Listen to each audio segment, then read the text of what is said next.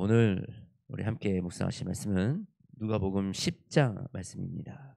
우리 누가복음 10장 시작이 70인을 파송하는 이 사역으로 시작이 됩니다.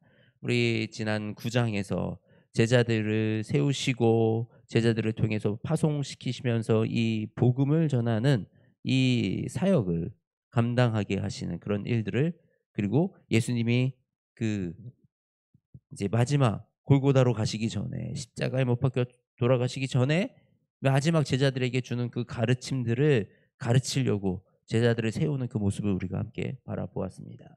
오늘 이제 이 10장 말씀에서는 이 70인이 나옵니다. 우리가 흔히 예수님은 12 제자만 세웠다라고 기억하는 경우가 많은데, 예수님께서 따로 70인을 세우사 친히 가시려는 각 동네와 각 지역으로 둘씩 앞서 보내시며 70인을 파송 보냈다라는 기록이 우리 누가복음에 나오고 있는 것입니다. 그러면서 이 70인을 보내고 또 이 뒤에 이 사마리아인의 비유와 마르다 마리아의 이 이야기를 통해서 예수님은 우리의 신앙생활, 이 사도들은 왠지 우리와 좀 거리가 있잖아요. 뭔가 더 특별한 사람들, 그 뭔가 하나 예수님께서 정말 선택한 12 명의 제자. 그런데 이 70인, 바로 우리와 같은 성경에 이름도 나와 있지 않은 바로 이들을 통해서 예수님이 복음을 전하시고 또 이들을 통해서 예수님이 일을 시키시는 그 내용들을 우리가 바라볼 수가 있습니다. 그러면서 우리 10장에서는 조금 더 우리 성도들의 이 마음속에서 예수님이 그 우리에게 주시는 그 여러 가지 말씀들을 우리가 좀 살펴볼 수가 있습니다. 먼저 우리 예수님이 이 70인을 보내면서 우리 3절 말씀입니다. 3 절에 뭐라 그래요? "내가 너희를 보냄이 어린 양을 이리 가운데로 보냄과 같도다." 정말 그렇습니다. 네.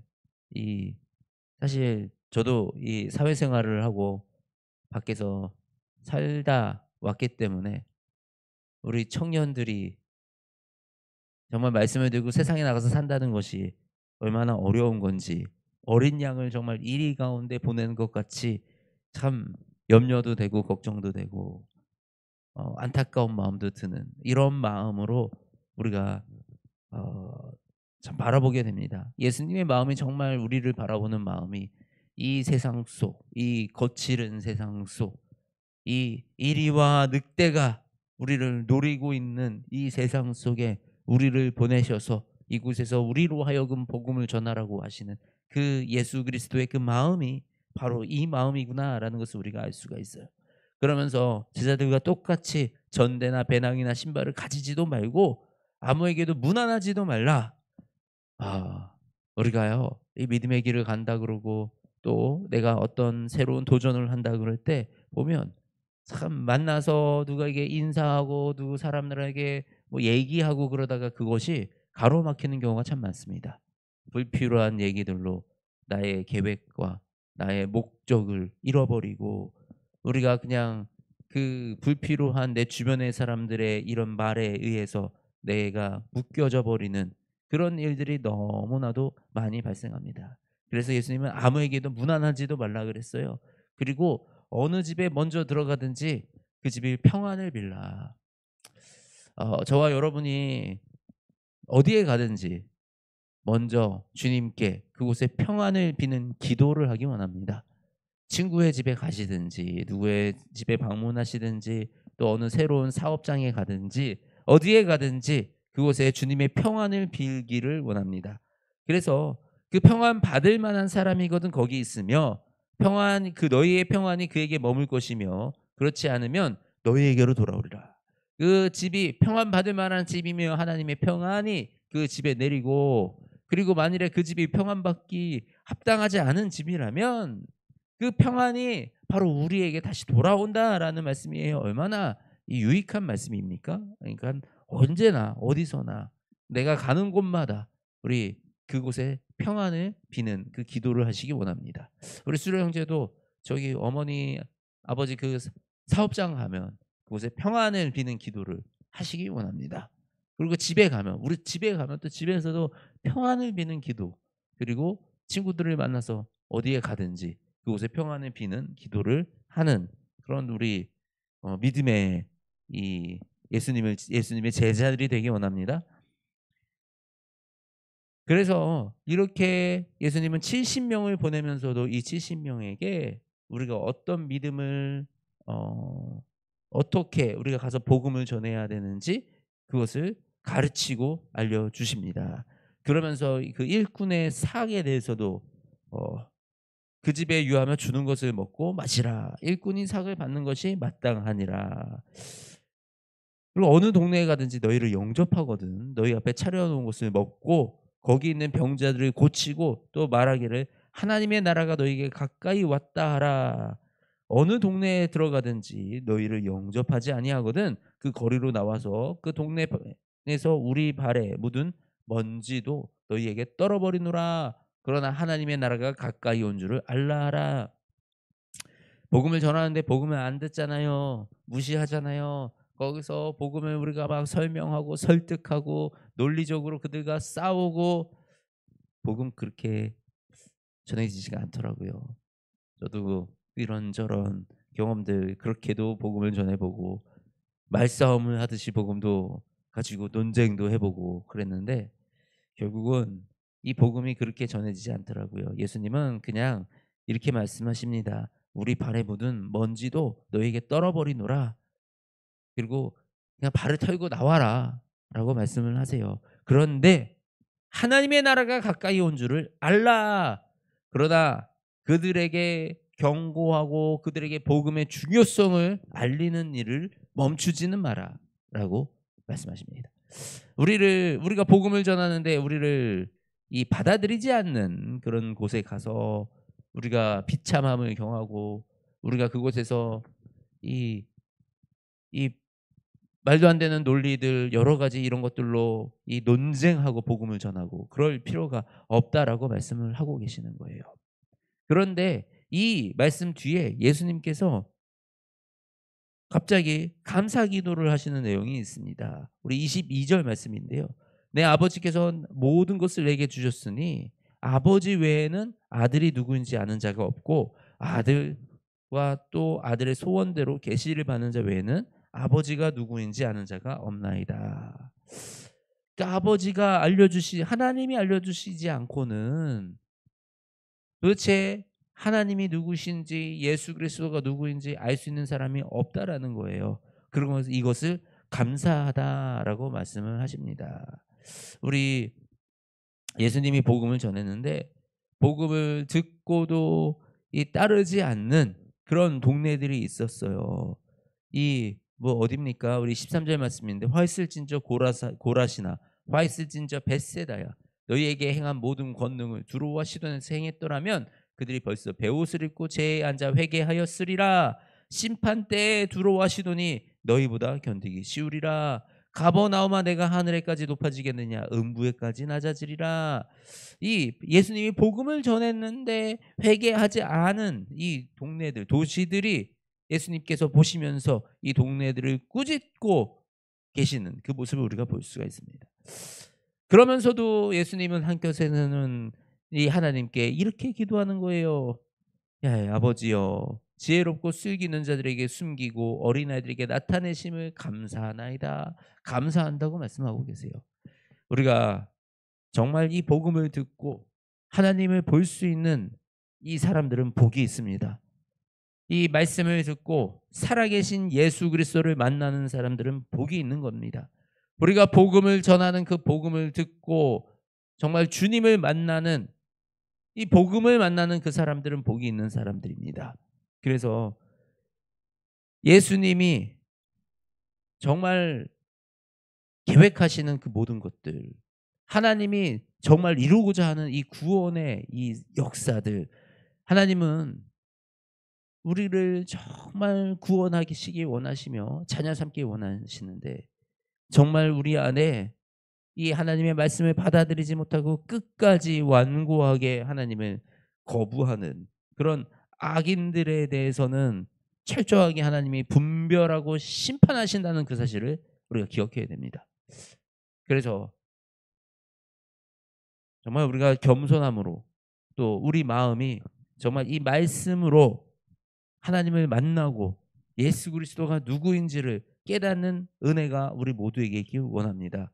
그리고 그 말씀이 믿어지는 역사가 우리 모두에게 있기를 원합니다. 그래서 이 예수님이 말씀하시는 이 지금 이 순종하지 않는, 회개하지 않는 이 동네들처럼, 이 회개하지 않는 사람들처럼 우리의 인생이 그렇게 흘러가지 아니하도록 우리가 항상 성령님의 의지에서 하나님의 음성을 듣기를 노력해야 하는 것입니다.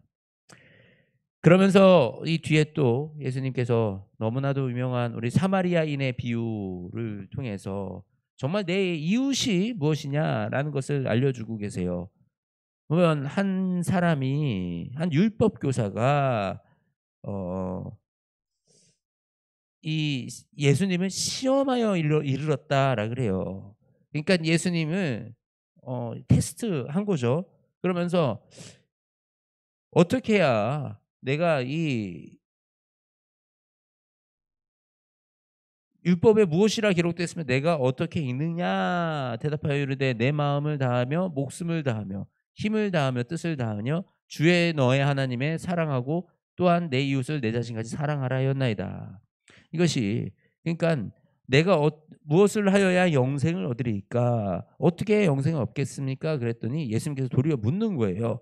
어떻게 율법에 기록되어 있느냐? 그랬더니 내 마음을 다하며 목숨을 다하며 힘을 다하여 뜻을 다하여 주 너의 하나님을 사랑하고 내 이웃을 내 자신같이 사랑하라 하였나이다. 이것이 바로 예수님이 우리에게 가르쳐 주신 핵심적인 복음 아니겠습니까?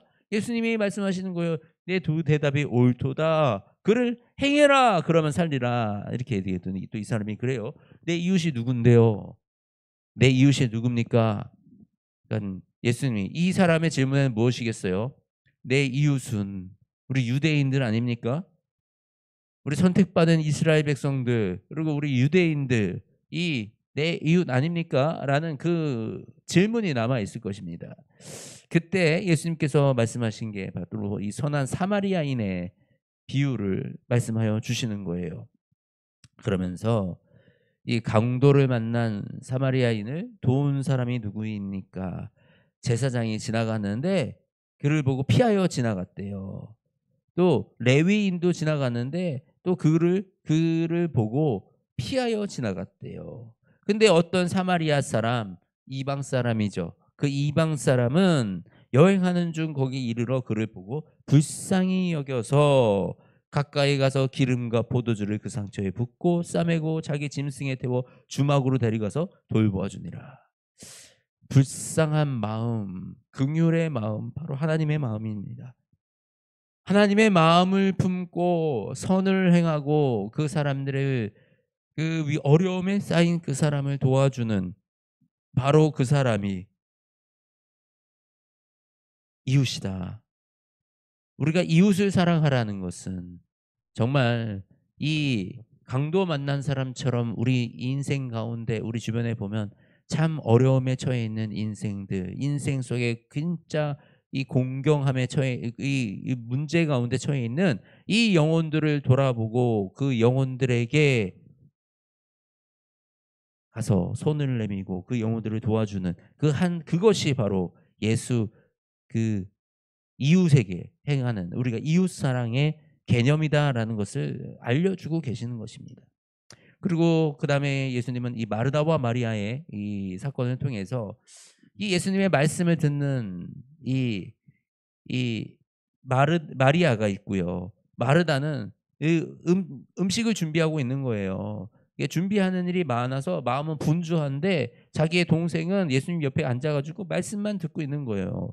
그래서 이 마르다가 예수님한테 불평을 합니다.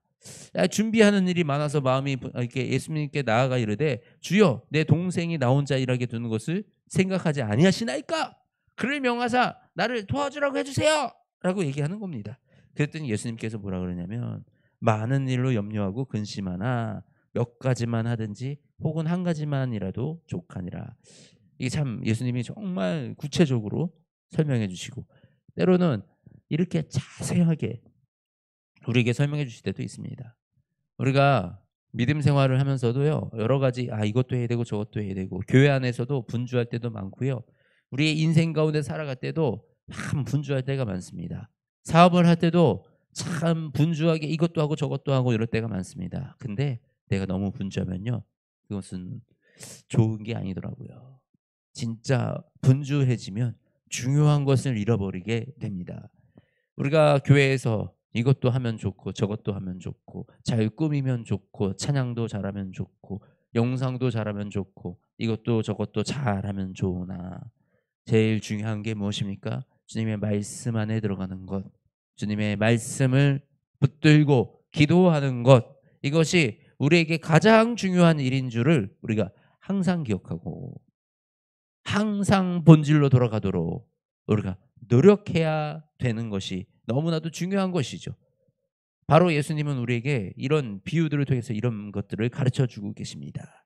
그래서 오늘 이 10장 말씀을 통해서 바로 우리들에게 예수님을 따르는 길이 무엇이냐, 예수님을 따라 살아가는 것이 과연 어떻게 살아가는 것이냐, 바로 이 복음을 전하며, 그리고 우리 지금 이 선을 행하며 이웃을 사랑하며, 또 우리 이 중요한 것을 분별해서 우리 중요한 것을 잃어버리지 않도록 그렇게 살아가는 거. 우리가 교회에서 선을 행하는 것도 중요하고요. 선교하는 것도 중요하고요. 전도하는 것도 중요하고요. 그런데 가장 중요한 것이 무엇이냐? 바로 우리가 말씀과 기도 안에 거하는 거, 우리의 예배를 지키는 거, 우리의 기도의 자리를 지키는 거, 우리가 모이기에 힘쓰는 거. 이거 너무나도 중요하다라는 것입니다. 그리고 바로 이런 것들을 통해서 우리의 믿음이 세워져 나가고, 우리가 예수님께서 보내시는 이 이리와 늑대 가운데로 보내서 그 안에서 우리가 복음을 전할 수 있게 하는 그 원동력과 그 힘이 바로 우리의 이 본질적인 거에 있다고 합니다. 그리고 나서 우리가 무엇을 해야 돼요? 바로 이 사마리아인같이럼 우리 고통받고 있는 그 한 영혼 한 영혼을 찾아가서 하나님의 마음으로 그 영혼들을 돕고 그 영혼들을 보살피며 그 영혼들에게 하늘 복음을 전하는 그 사역을 우리 모두가 감당하는 저와 여러분이 되시기를 원합니다. 그렇게 예수님의 가르치심대로, 예수님이 우리를 보내주신 대로 우리가 이 세상을 살아갈 때 바로 성령님이 우리에게 권능을 더해 주시고 능력을 더해 주셔서 우리가 이 하나님 예수님의 행하신 그 모든 권능을 우리가 이 땅에서 성령님의 이름으로 성령님의 권능으로 우리가 행하게 된다라는 사실을 우리가 기억하고 담대함으로 나아가는 저와 여러분들 되시기를 주님의 이름으로 축복합니다. 하나님 감사합니다.